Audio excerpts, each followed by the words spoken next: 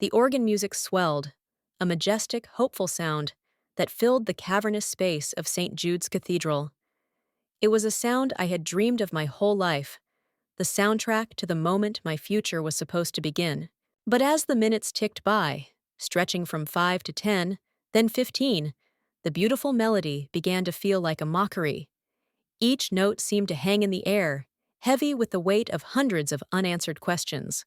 My own question, whispered in the silence of my heart, was the loudest. "Where are you, Mark?" I stood at the altar, a statue carved from lace and tulle, my bouquet of white peonies and eucalyptus trembling in my hands. The scent, once so intoxicatingly romantic, now felt cloying, suffocating. I could feel the eyes of our 200 guests on my back, a collective gaze of pity and confusion that burned hotter than the afternoon sun streaming through the stained glass windows. My father, standing beside me, squeezed my hand. His own was clammy, his smile tight and forced. "Traffic, sweetie," he had murmured for the third time, his voice lacking any conviction. "You know how it is on a Saturday." But I knew. Deep in the pit of my stomach, a cold dread was spreading, chilling me from the inside out. Mark was never late. He was a man who lived by his calendar, a man for whom punctuality was a religion. For him to be this late to our wedding, it wasn't possible. It wasn't him. My sister, Clara, my maid of honor, caught my eye from her place beside me. Her face, usually so serene, was a mask of strained concern. She gave me a tiny, almost imperceptible shake of her head, a silent message that she had tried his phone again, and again there had been no answer. The whispers started then, a low rustle from the pews that grew from a soft hum to a distinct murmur.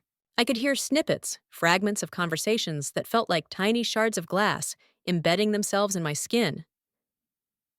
"Maybe cold feet?" "Saw him this morning. He seemed fine."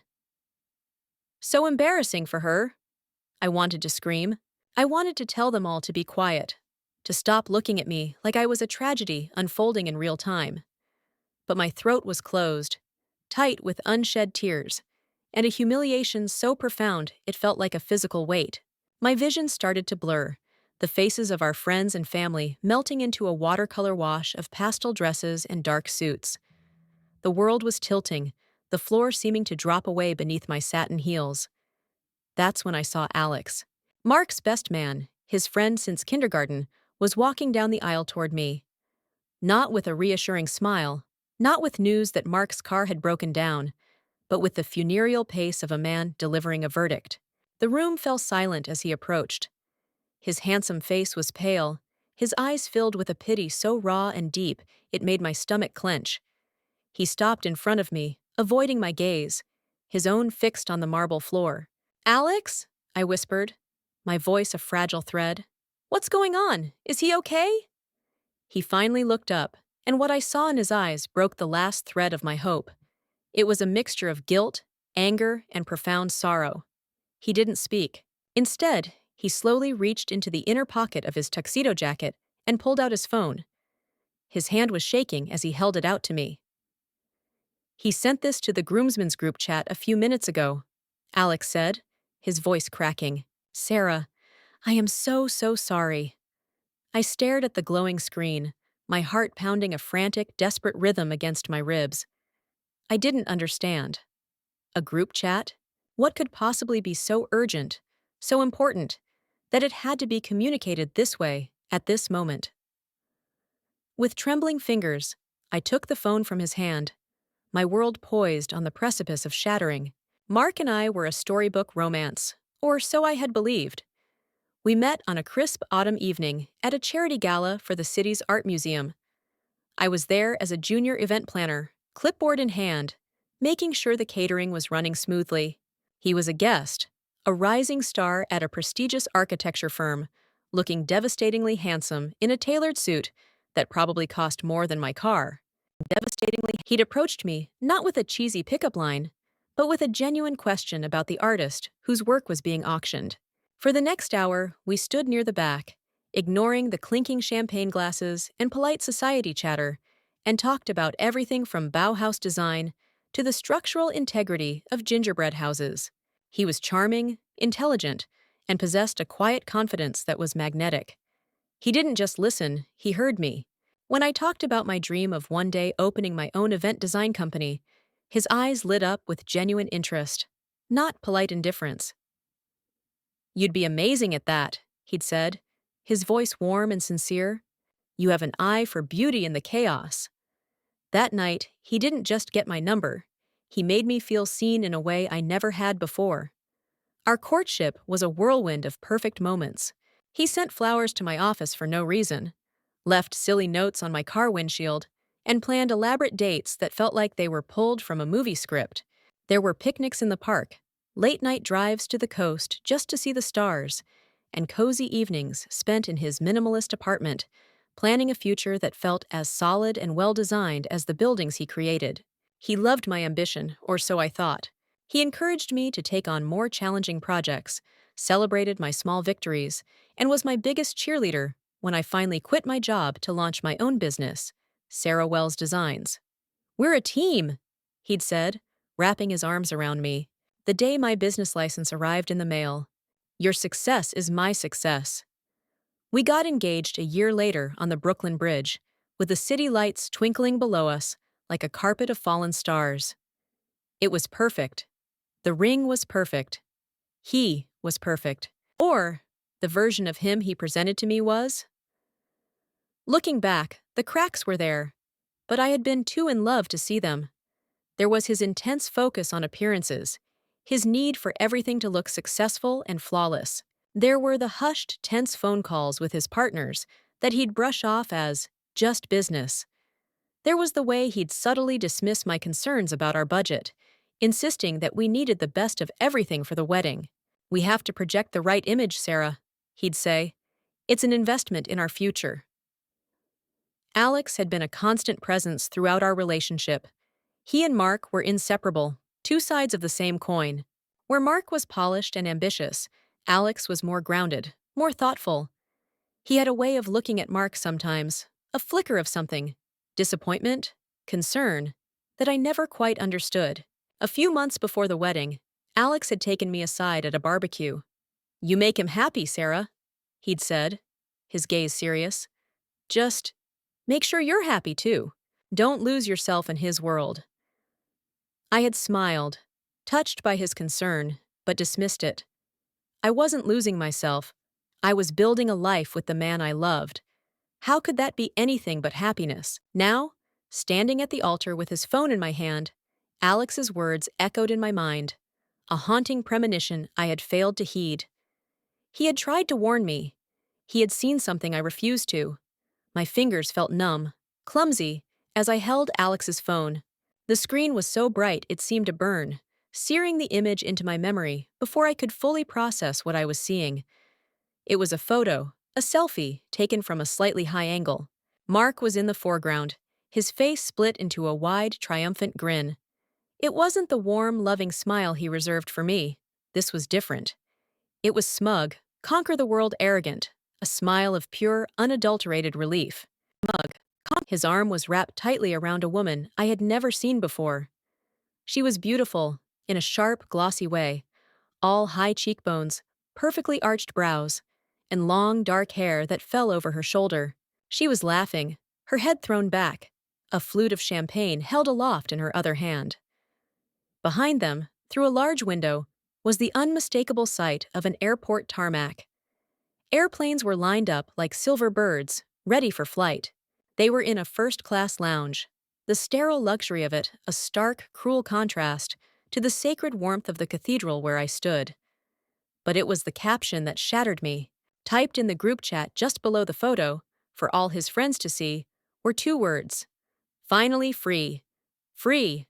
The word echoed in the sudden roaring silence of my mind. Free from what? From whom? The answer was standing at the altar in a $1,000 wedding dress, with 200 pairs of eyes watching her crumble. Me. I was the prison from which he had finally escaped. A sound escaped my throat, a choked guttural sob that was part pain, part disbelief. The phone slipped from my fingers, clattering onto the cold marble floor. My legs gave out. The world didn't just tilt, it dissolved. The stained glass windows, the towering arches, the sea of horrified faces. It all swirled into a vortex of color and light, and then nothing but darkness. I came to moments later, on the floor of the vestry, the scent of lemon polish and old hymnals filling my senses. My father was kneeling beside me, pressing a cool, damp cloth to my forehead. My sister Clara was trying to force a glass of water to my lips. My head was throbbing, a dull, heavy ache that seemed to emanate from my very soul. "He's gone," I whispered, the words tasting like ash in my mouth. "He left me." "We're going to kill him," Clara said, her voice a low, furious growl. She wasn't speaking to me, but to the universe. "I don't care where he is. I will find him, and I will kill him." My father said nothing. He just helped me sit up, his face a grim, stony mask of rage. The humiliation washed over me in a fresh, searing wave. I could hear the muffled sounds of our guests being ushered out of the cathedral, the apologetic tones of the wedding coordinator, the frantic whispers. Everyone knew. He hadn't just broken my heart. He had publicly, spectacularly, annihilated my dignity. I can't! I can't face them!" I choked out, grabbing my father's arm. "I can't walk out there." "You don't have to, sweetie," he said, his voice thick with emotion. He helped me to my feet, my dress feeling like a suit of armor made of lead. "We'll use the side door. Clara, get the car." The walk to the car was a blur. My father shielded me with his jacket, as if he could hide me from the world. We slipped out a heavy oak door into a quiet side alley, the sudden sunlight feeling like an accusation. As we hurried toward the parking lot, I saw Alex standing by his car, his head in his hands. He looked up as we passed, his face etched with a pain that was almost a mirror of my own. He opened his mouth to say something, but no words came out. I just shook my head and got in the car, collapsing into the back seat. As we drove away, leaving behind the flowers, the cake, the string quartet, and the smoldering ruins of my life, I stared out the window, unseeing. I wasn't just a jilted bride. I was a public spectacle, a cautionary tale. And the man who had done this to me was somewhere high above the clouds, celebrating his freedom. The ride home was a study in suffocating silence. Clara drove, her knuckles white on the steering wheel, her eyes fixed on the road with a terrifying intensity. My father sat in the passenger seat, staring straight ahead, his jaw working silently. I was huddled in the back, my beautiful, ridiculous wedding dress bunched around me, its layers of silk and lace feeling like a cruel joke. Every time we stopped at a red light, I felt the phantom stares of people in other cars, even though no one was looking. The shame was a living entity, a passenger in the car with us, its cold breath on my neck. When we pulled up to the curb of the charming little bungalow that Mark and I had called our home, a fresh wave of nausea hit me. I couldn't go in there. I couldn't face the photos of us on the mantelpiece, the 2 coffee mugs sitting by the sink, the suit he was supposed to have worn hanging in the closet. That house wasn't a home anymore. It was a museum of lies. "I can't," I whispered, my voice hoarse. "I can't go in." "You don't have to," Clara said immediately, putting the car in gear. "Where do you want to go, Sarah?" "Mom and Dad's?" I shook my head violently. I didn't want to go to my parents' house and be smothered by my mother's frantic, well-meaning fussing. I didn't want to answer 1,000 questions or see the pity in the eyes of their neighbors. I needed to disappear.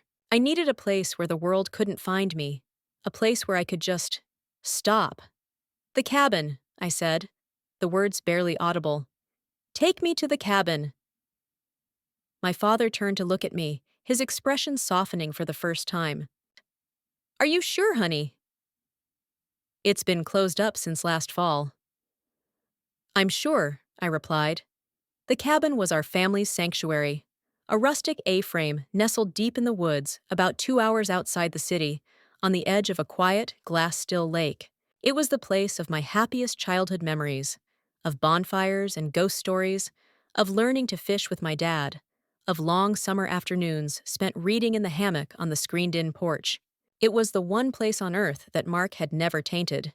He'd called it quaint and a bit rustic for his taste, and had only visited once, complaining about the lack of cell service. It was perfect. It was a fortress. Clara and my dad exchanged a look. Then she nodded and turned the car toward the highway.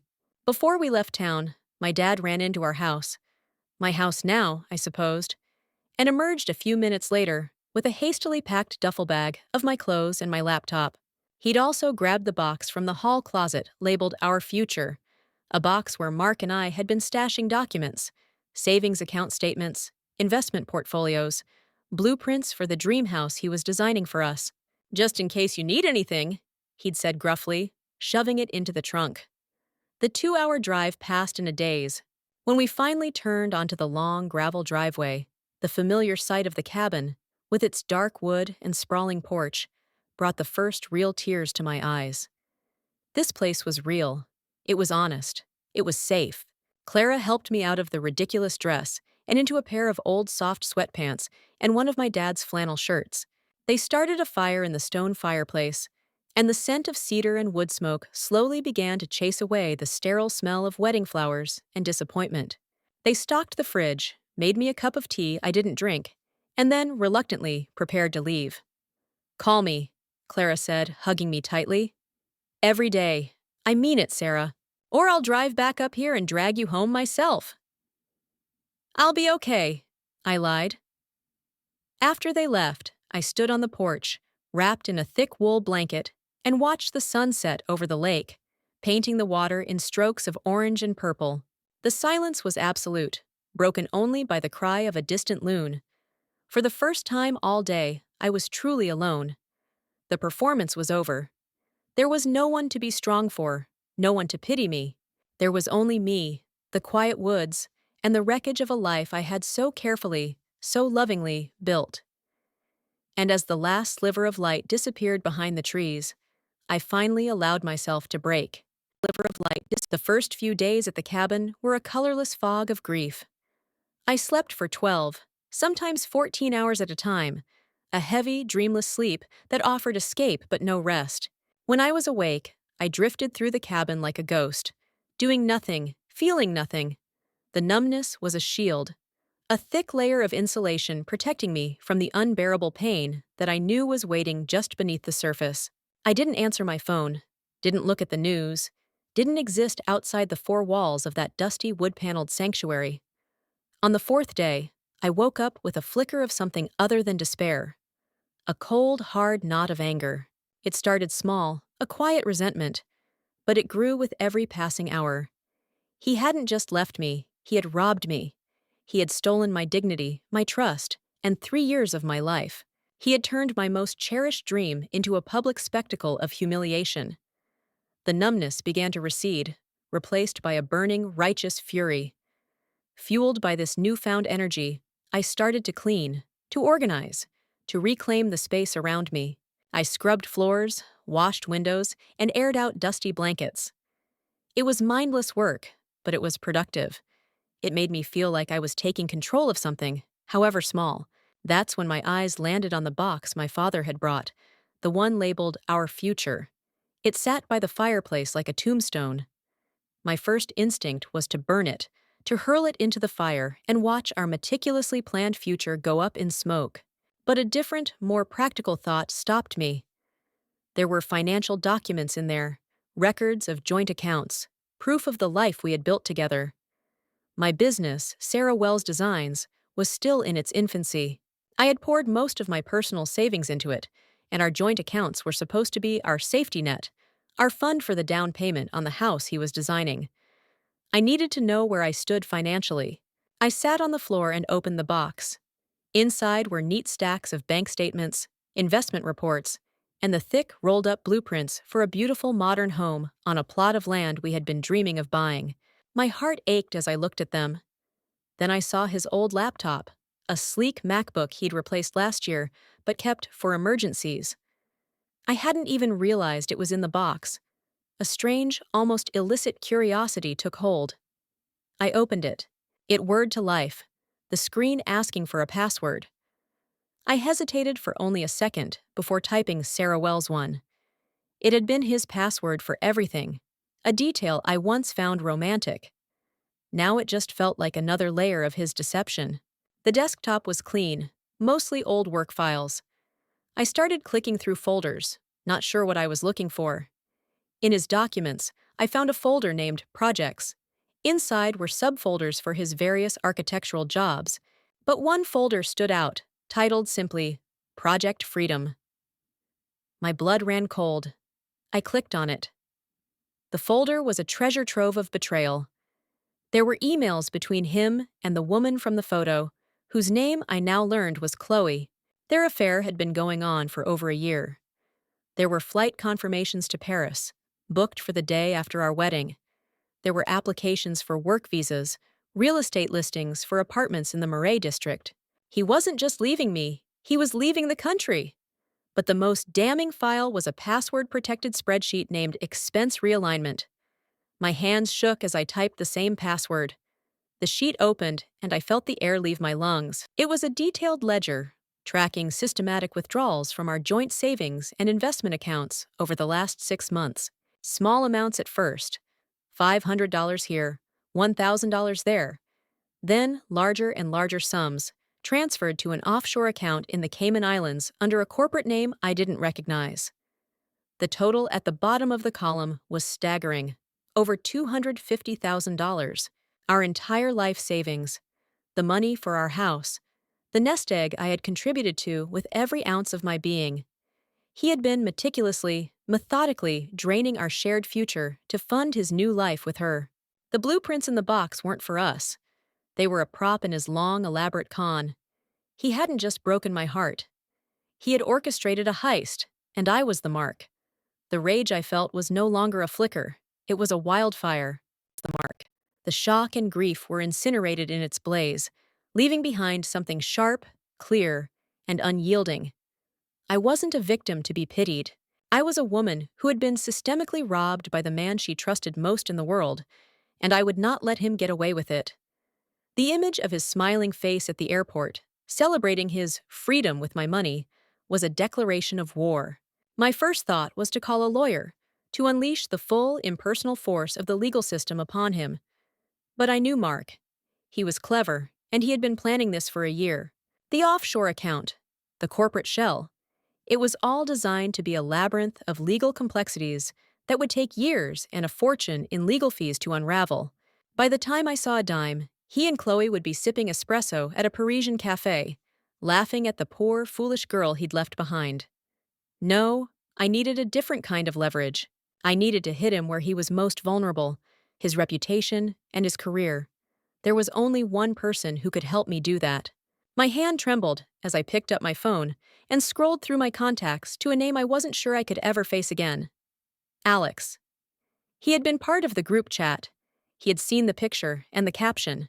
He hadn't stopped Mark, but he had been the one to show me the truth, his face a canvas of guilt and sorrow.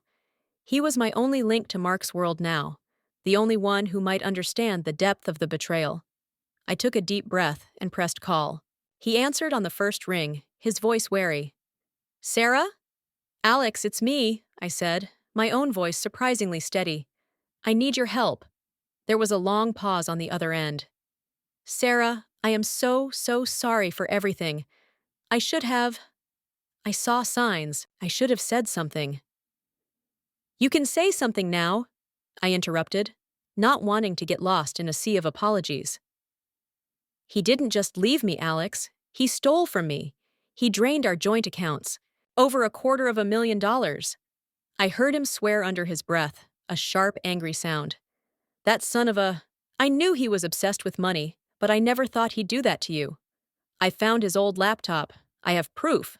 Bank transfers, emails with her, the offshore account details. It's all here, but a lawsuit will take forever. I need to stop him now, before he disappears completely." "What do you have in mind?" he asked, his tone shifting from apologetic to focused. "His career," I said simply. "It's everything to him. His reputation, the partnerships he's built, the image of the brilliant, trustworthy architect. It's all a lie, and I want to expose it. He has that big annual investors gala for his firm next Friday, doesn't he? The one he's been planning for months." "Yeah, the Future Foundations Gala," Alex confirmed. "He's the keynote speaker. It's his big moment, the project he's been working on to make partner." Perfect, I said, a cold, calculated plan beginning to form in my mind. I need you to get me a ticket, and I need you to tell me who the most important person in that room is. Who is the one person whose opinion Mark cannot afford to lose? That would be Arthur Sterling, Alex answered without hesitation. He's the firm's biggest investor and the head of the board. He's old school, values integrity above everything else. If he found out Mark was an embezzler, he'd be ruined, I finished. Exactly. Sarah, this is risky. Mark will be there. Chloe might be with him. I'm counting on it, I said, the fire in my veins burning away the last of my fear. He wanted a public spectacle? I'll give him one. But this time, I'll be the one holding the camera. Are you in, Alex? There was another moment of silence, and then his voice came back, firm and resolute. I'm in. He crossed a line. This isn't just about you anymore. It's about doing the right thing. What do you need me to do? As I laid out the plan, piece by piece, I felt a transformation happening within me. The heartbroken bride was gone. In her place was a woman with a mission, armed with a laptop full of evidence, and an ally who knew exactly which walls to tear down. The week leading up to the gala was a whirlwind of meticulous preparation. I drove back to the city, not to the empty bungalow, but to a chic, impersonal hotel downtown. Clara met me there, her initial shock at my plan quickly morphing into fierce, unwavering support. Together, we assembled the ammunition. We printed out the damning emails, the spreadsheet of illicit transfers, and the details of the offshore account, compiling it all into a sleek, professional-looking portfolio. There would be no tearful accusations, only cold, hard facts. My own transformation was just as calculated. I spent a small fortune on a dress, a stunning, severe sheath of midnight blue silk that was the polar opposite of my romantic wedding gown. It was a suit of armor. I had my hair cut into a sharp, sophisticated bob and wore a bold, red lipstick that felt like war paint. When I looked in the mirror on the night of the gala, I didn't recognize the weeping girl from the vestry. I saw a woman who had been to hell and had come back with fire in her eyes. The gala was held in the grand ballroom of the city's most exclusive hotel, a glittering affair of crystal chandeliers and champagne fountains. Alex, true to his word, met me at the entrance, a guest ticket in his hand. Sterling is at a table near the front, by the stage, he murmured, his eyes scanning the room. Mark and Chloe just arrived. They're over by the bar. My heart gave a painful lurch, but I forced it down. I glanced across the room and saw them. Mark looked radiant, holding court with a group of colleagues, a glass of champagne in his hand. Chloe was clinging to his arm, looking impossibly glamorous.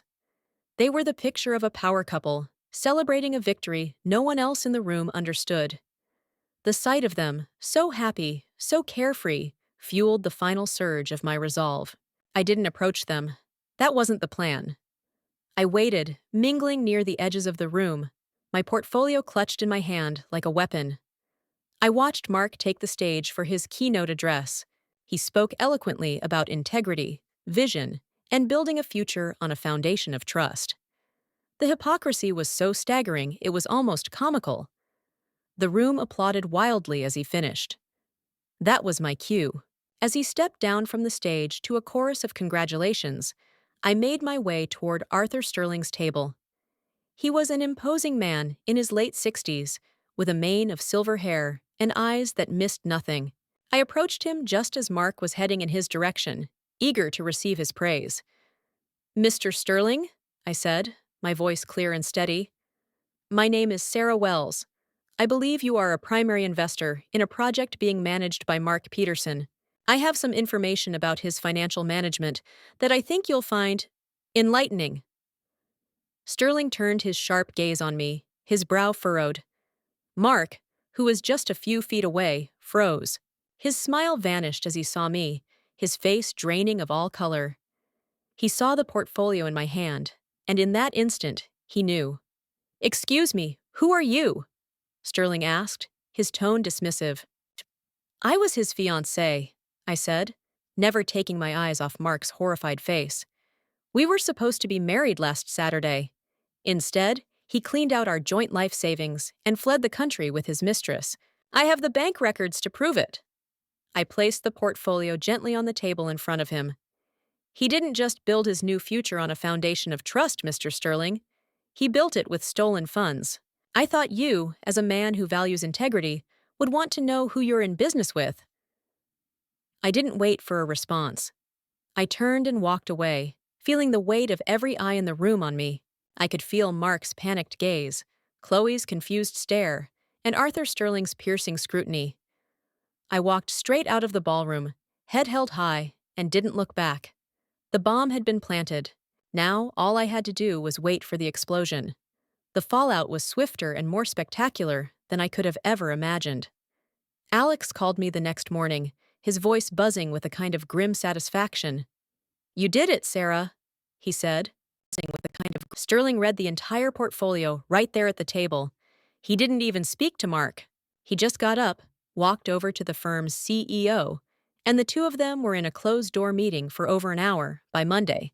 The news was all over the city's small but gossipy business community.